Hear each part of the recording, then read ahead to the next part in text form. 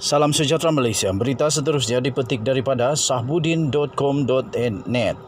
Bertajuk, jika tidak keluar sekarang, lebih banyak kegagalan kerajaan PN akan ditanggung oleh UMNO. Berikutan pemecatan Tajuddin Abdul Rahman daripada jawatannya sebagai pengerusi Prasarana Berhad semalam. Banyak pihak merasakan inilah masa yang paling sesuai untuk UMNO secara en blok segera menarik diri daripada terus berada dalam Kerajaan Perikatan Nasional. Pemecatan yang dianggap menghina dan memalukan UMNO itu memberi makna tiada guna lagi UMNO dan BN terus memberi sokongan kepada Perikatan Nasional dan Mahyadin Mat Yassin sebagai Perdana Menteri.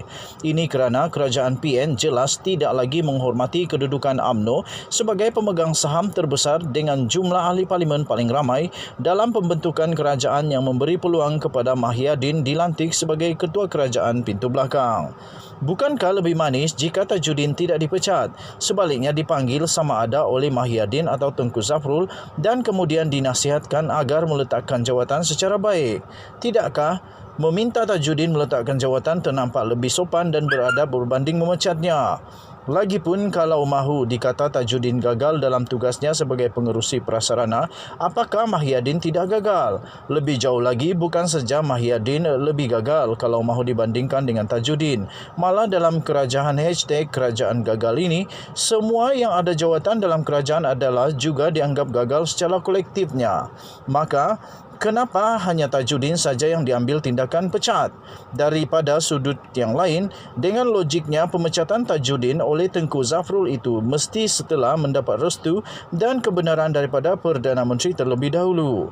Tindakan terhadap pengarah pilihan raya UMNO itu juga seperti suatu cabaran dan ajakan bergaduh secara terang-terangan oleh Perikatan Nasional. Soalnya, apakah Tajuddin dan UMNO hanya mampu berdiam diri saja? Tidak cukup dengan surat pemecatan yang dikeluarkan ketika cuti umum hari Wesak dan setelah Najib Razak menyampaikan permohonan maaf bagi pihak Tajuddin. Sebaliknya, yang lebih menghina lagi ialah kerana Tengku Zafrul yang memecat itu tiada apa-apa jawatan dalam mana-mana parti dan tidak mustahil merupakan seorang yang tidak berparti sama sekali.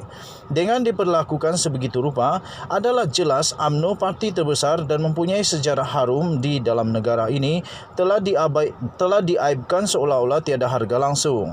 Dengan semua keadaan itu ditambah dengan kerajaan PN ini sudah terlalu banyak kegagalannya, langkah terbaik ketika ini ialah UMNO harus segera menarik diri dan mengumumkan keluar daripada kerajaan PN. Sama ada PRU atau pertukaran kerajaan akan berlaku, perkara itu biarlah menjadi kebijaksanaan agung untuk mempertimbangkannya.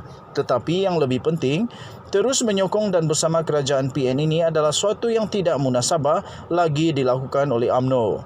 Tiada guna dan tiada makna lagi jika UMNO ingin lebih lama berada dalam kerajaan gagal ini dan terus memberi sokongan kepada Mahyadin.